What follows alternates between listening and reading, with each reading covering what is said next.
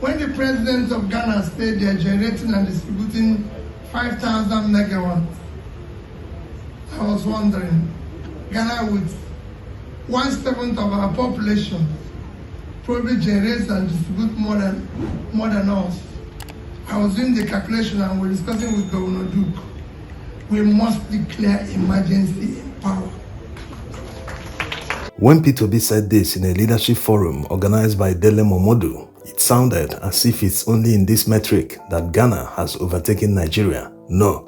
Normally, a country with a huge population is supposed to be generating more electricity than a smaller one, because even if they don't have a huge manufacturing sector that demands more energy, at least they should generate more electricity to cater for their huge population compared to the smaller one.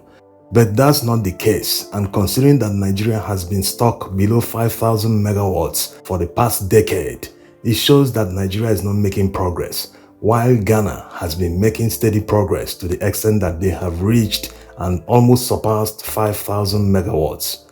And you can see the impact this power generation is having on Ghana's economy. That's why they've overtaken Nigeria in GDP per capita.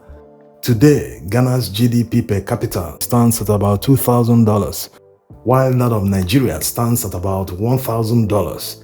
This is the first time in history that Ghana's GDP per capita will be overtaking that of Nigeria. And going back in time in 1958, when Nigeria's GDP per capita was comparable to that of China and India. At a time, around 1970, Nigeria was above China and India, and it started dipping at about 1980, or rather, China's GDP per capita started growing to outpace that of Nigeria. Their GDP growth continued to where they are today.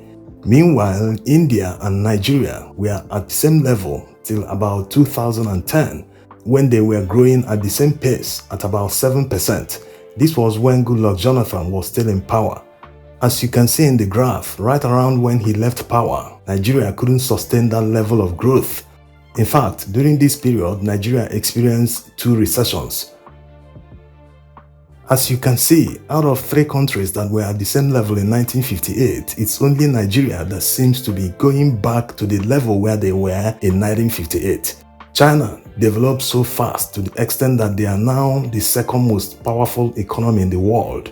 India is still growing. They might still catch up with China's GDP per capita, but considering their population and that of China too, they are not doing a bad job at all. Out of the 3 countries, it is only Nigeria that buys finished goods from the others, while the others buy only raw materials from Nigeria. They buy crude oil, they buy all sorts of cash crops and other products in their raw form. What this data shows is Nigeria's productivity level is the lowest among the 3 countries. When we were above the 3 countries in the 70s, it wasn't as if we were producing more than them. It was just that we were earning too much money from oil. At the time Gowon was in power, he said that Nigeria had so much money that the problem is how to spend it. He never invested the way UAE and Saudi Arabia are doing today. UAE seriously diversified their economy by investing massively into tourism, and they are earning huge benefits from it. Millions of people troop into UAE on an annual basis. Saudi Arabia is also diversifying their economy. Look at what they are doing in tourism, all the massive projects that are planned. They are also relaxing medieval laws to attract foreigners. It wasn't only Gowon that didn't invest in Nigeria's future. Successive governments did the same thing. In fact, in the 1990s, when Nigeria earned massive oil revenue due to the Gulf War, the IBB regime squandered the money they never invested in. In fact, much of that money was stolen. Another time we had the opportunity to have invested massively in the future was during Goodluck Jonathan's administration. Nigeria earned massive oil revenue at the time, but by 2014, the government had already started borrowing money to pay salaries, not even for projects. So it seems like a systemic problem when successive administrations can't manage their resources better, and the current administration has taken it to a whole new level. They are not earning massive oil revenues, but they are seriously borrowing and squandering the little revenue that is available, spending them on vanity projects that do not have any impact on Nigeria's economy.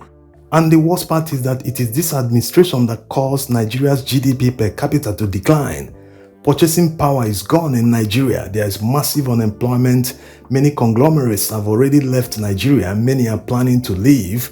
There is serious hardship in the country. Many people don't know where their next meal will come from. More millions of people have been thrown into poverty as a result of that, but they are still throwing little revenue into vanity projects. The 90 billion naira they spent subsidizing religious pilgrimage to Saudi Arabia, do you know how much in megawatt hours that money can generate in solar energy?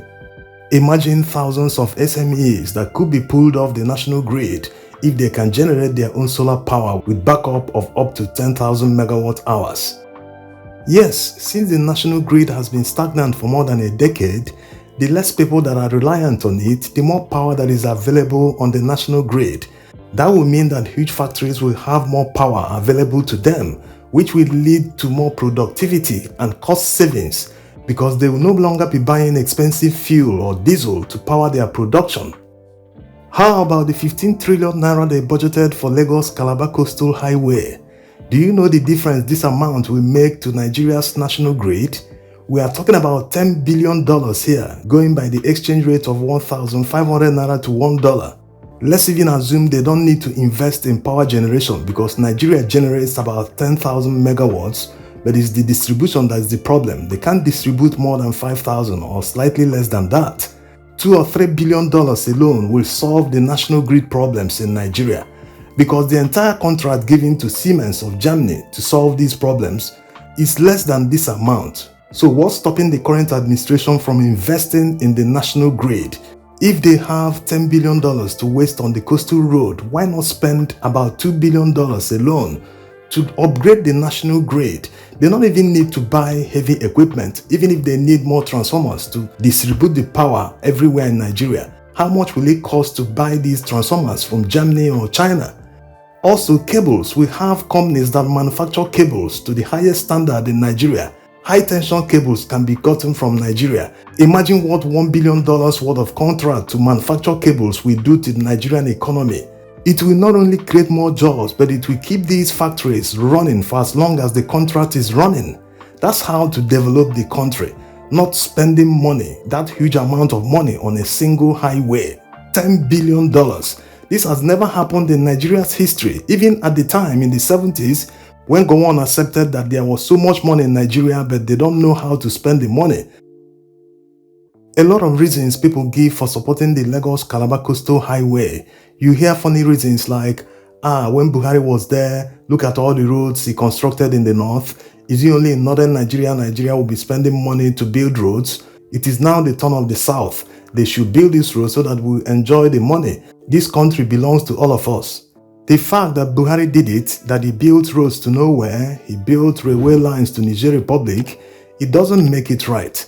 Buhari also appointed his kinsmen. He never respected the federal character. We all know where it ended. At the time he was making all these nepotistic appointments, they said that it was because of competence. But we all know how it ended. Look at one of the ministers is facing trial today because he practically committed fraud. Painted a plane that belongs to another country, Ethiopian Airlines, used it to bamboozle Nigeria that it belongs to Nigeria. All this in an effort just to steal money. Unfortunately, Tinubu has continued where he stopped. He has continued appointing based on ethnicity, not competence, because if they were competent, Nigerians shouldn't be experiencing the sort of hardship that is going on in this country right now. So two wrongs can never make a right. At this particular time, it is very wise that we invest wisely. Every penny must be accounted for because they have taken loans that their repayment will start from 2040. How many years will someone that is 20 years today be in 2040? So it's still not late to change course and do the right thing. Thanks for watching.